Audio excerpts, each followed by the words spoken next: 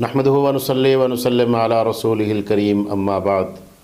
اعوذ باللہ من الشیطان الرجیم بسم اللہ الرحمن الرحیم واقیموا الصلاة وآتوا الزکاة وارکعوا مع الراکعین صدق اللہ مولانا العظیم۔ محترم ناظرین کرام، آپ دیکھ رہے ہیں ہمارا اسلامی چینل پاک اسلام، اور میں ہوں آپ سے مخاطب مفتی احمد حسن۔ ناظرین کرام، اس سے پہلے ہم اراکین اسلام پر، عقائد و نظریات پر تفصیل سے گفتگو کر چکے ہیں۔ ہم نے اس سے پہلے اراکین اسلام پر جو گفتگو کی، میرا دل چاہ رہا تھا کہ اراکین اسلام کی علیحدہ علیحدہ ہر ایک پر تھوڑی سی گفتگو ہو جائے۔ تو سب سے پہلا رکن، اسلام کا عظیم رکن کلمہ تھا، اس پر ہم نے ویڈیوز پیش کی۔ امید ہے کہ آپ نے سنی ہوگی اور آپ کو پسند آئی ہوگی۔ پسند آئے تو اس کو آگے شیئر بھی کریں، سبسکرائب بھی کریں اور ہمیں لائک بھی کریں تاکہ ہماری حوصلہ افزائی ہو۔ اور آج اسلام کا دوسرا رکن، جس کو ہم نماز کہتے ہیں، جس کو عربی میں صلاۃ سے تعبیر کیا گیا، سب سے بڑا رکن، سب سے اہم رکن، کلمے کے بعد سب سے پہلا رکن، کہ جو انسان کی پہچان بنتی ہے، اس کی اہمیت کے بارے میں گفتگو کرنا مقصود ہے۔ نماز کے بغیر دین نہیں ہے۔ نام کا مسلمان تو بن جاتا ہے، اسلام میں تو آ جاتا ہے، لیکن اسلام میں آنے کے جو بنیادی مقاصد ہیں کہ اللہ کی معرفت مل جائے، اللہ کا قرب مل جائے، اور جناب نبی کریم صلی اللہ تعالی علیہ وسلم کی اتباع اور محبت مل جائے، آپ کی شفاعت مل جائے، اس سے محروم رہتا ہے۔ چنانچہ قرآن کریم نے نماز کے بارے میں بڑی اہمیت بیان فرمائی ہے، اور یہ نماز ایک خاص تحفہ ہے اللہ کی طرف سے، جو عرش پر بلا کر مہمان بنا کر اللہ نے اپنے محبوب کو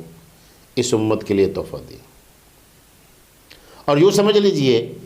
کہ کائنات کو بنانے والا، کائنات کو تخلیق کرنے والا، کائنات کی ساری چیزوں کا مالک اللہ ہے، اور اللہ نے کائنات کی ساری چیزیں انسان کے لیے بنائی ہیں، اور وہ ساری چیزیں جو اللہ نے ہمارے لیے بنائی ہیں، ان چیزوں کو اللہ سے لینے کا جو ذریعہ، جو راستہ، جو طریقہ ہے، وہ نماز ہے۔ اس لیے حضرات فرماتے ہیں کہ صحابہ اکرام رضوان اللہ تعالی علیہم اجمعین نے جب نماز کا سنا کہ نماز مل گئی، تو وہ اتنے خوش ہوئے کہ ہمیں اللہ سے براہ راست لینے کا ایک ذریعہ مل گیا۔ چنانچہ آپ دیکھیں، احادیث طیبہ کو اٹھا کر دیکھیں، اللہ کے محبوب صلی اللہ تعالی علیہ وسلم نے اپنے عمل سے،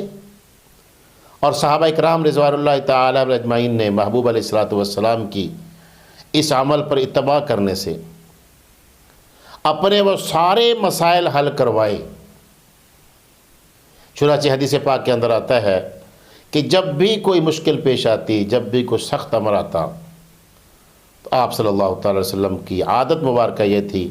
کہ آپ فوراً نماز کی طرف متوجہ ہو جاتے تھے۔ آندھی آئی، طوفان آیا، بارش آئی، جو بھی آئی، حتیٰ کہ آپ دیکھیں کہ اسلام کی پہلی عظیم الشان جنگ، جس کو جنگ بدر کہا جاتا ہے، اور جس میں مسلمانوں کی تعداد آپ دیکھیں کتنی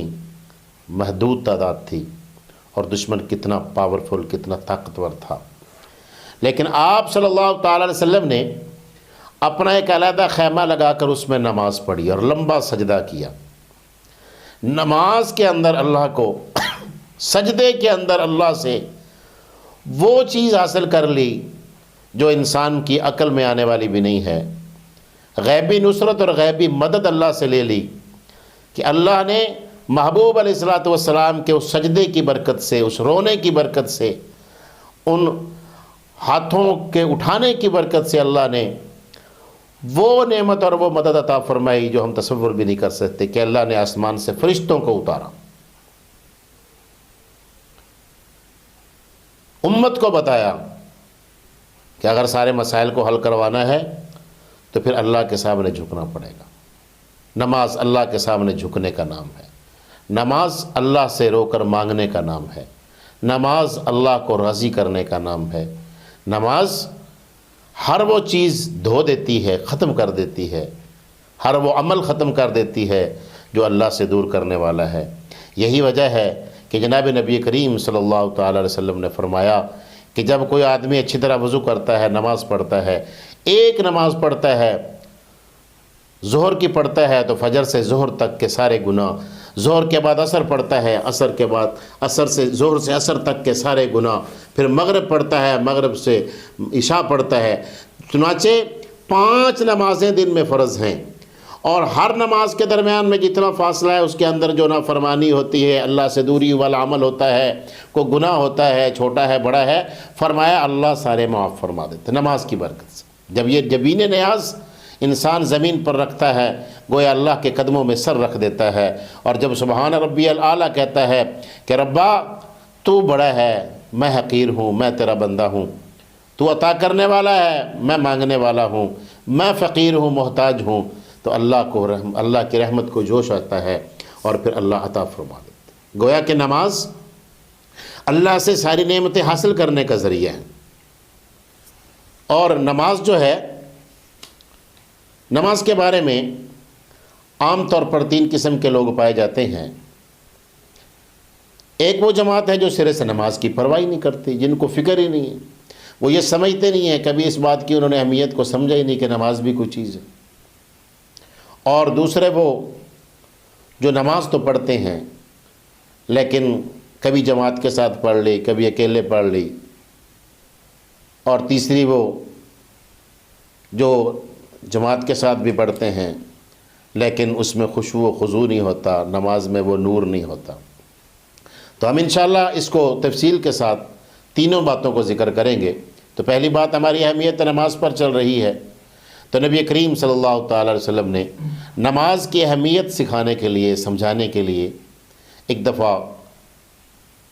یہ ایک مثال بیان فرمائی، امت کو سمجھانے کے لیے فرمایا۔ جناب سیدنا حضرت ابو ذر رضی اللہ تعالیٰ عنہ فرماتے ہیں کہ نبی کریم صلی اللہ تعالی علیہ وسلم سردی کے موسم میں باہر تشریف لائے تو درختوں کے پتے گر رہے تھے۔ اس طرح آج کل موسم ہے، درختوں کے پتے سردی سے گر جاتے ہیں۔ تو آپ نے ایک درخت کی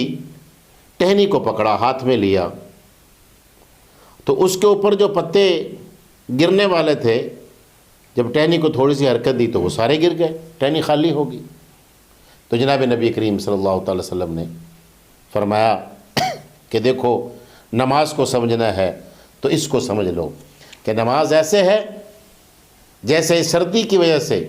یہ ٹہنی سے سارے پتے گر گئے۔ فرمایا جب میرا امتی مومن کلمہ پڑھنے والا جب نماز پڑھتا ہے، اللہ کی بارگاہ میں حاضر ہوتا ہے، جبین نیاز جھکاتا ہے، تو پھر اللہ پھر اس کے گناہوں کو بھی، اس کی غلطیوں کو بھی ایسے ہی ختم کر دیتا ہے۔ کیوں